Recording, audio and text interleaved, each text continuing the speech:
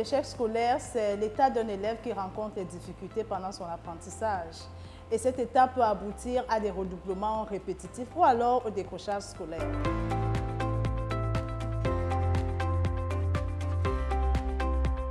Nous avons plusieurs causes. Nous avons plusieurs causes d'échec scolaire d'un élève. Nous avons les causes liées à l'école, le système d'enseignement trop lourd, le système d'évaluation des enseignants. Généralement, c'est l'inadéquation entre les enseignements et les évaluations. Nous avons l'insuffisance des infrastructures dans les établissements scolaires. Manque de laboratoires, manque de bibliothèques, manque de salles d'informatique. Nous avons des causes liées à la famille, le désintéressement des parents ou tuteurs par rapport aux études de leurs enfants. Les enfants n'ont pas de fournitures scolaires, ils n'ont pas de goûter quand ils vont à l'école, ils n'ont pas l'argent de transport s'ils habitent très loin de la maison, ils n'ont pas un endroit ou un moment tranquille où ils doivent apprendre.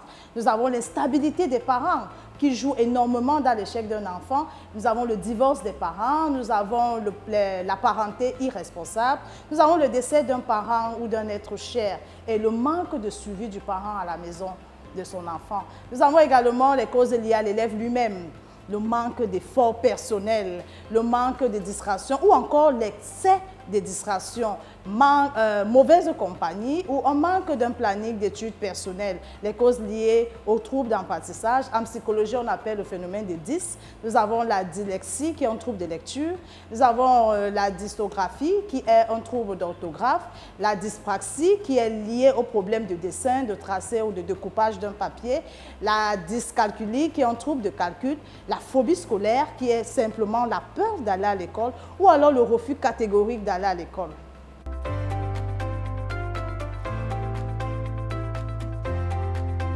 Oui, bien sûr, on peut éviter l'échec scolaire. Nous allons commencer par les parents, en fait. Les parents ont un rôle très important dans la réussite scolaire de leurs enfants. Le parent doit donner aux enfants les bonnes habitudes d'études dès le départ. Établir ou alors faire établir un planning d'études pour leur enfant, permettre à l'enfant d'avoir tous les fournitures scolaires, le goûter pour aller à l'école, le transport, c'est-à-dire soit on le dépose à l'école ou alors on lui donne simplement l'argent de transport. Il doit encourager l'enfant pour les petits efforts que l'enfant fait. Chaque fois qu'il a bien travaillé en classe, il ne doit pas gronder l'enfant lorsqu'il répète l'enfant à la maison, lorsque lui-même il constate que l'exercice est trop difficile pour son enfant. Et encore créer un environnement sain dans la maison, entre les sœurs, entre les parents, les aider à faire les devoirs et permettre que l'enfant vive, soit entouré de beaucoup d'amour à la maison.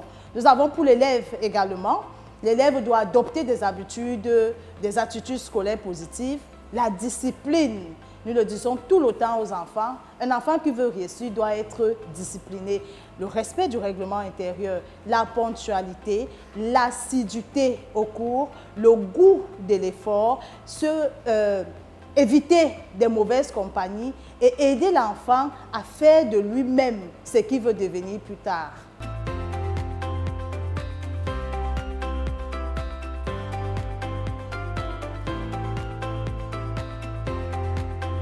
Bon, le conseiller d'orientation, généralement, c'est la période là, c'est la période du deuxième trimestre, c'est-à-dire après le premier trimestre, lorsqu'on a fait un travail en amont, on a regardé toutes les notes des enfants qui ont eu généralement moins de 7,50, qui sont, entre guillemets, potentiels exclus définitivement pour mauvais travail. Ce que nous faisons généralement, nous avons deux méthodes de travail.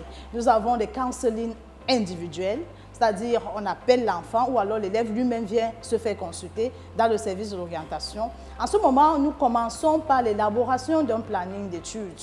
Est-ce que l'enfant apprend normalement à des heures qu'il faut, les matières qu'il faut et comment l'enfant apprend? Nous pouvons appeler le parent, convoquer le parent dans le bureau et dire au parent justement tout ce que j'ai dit au préalable, encourager son enfant quand il fait des petits efforts. On se rassure que l'environnement dans lequel l'enfant vit est sain.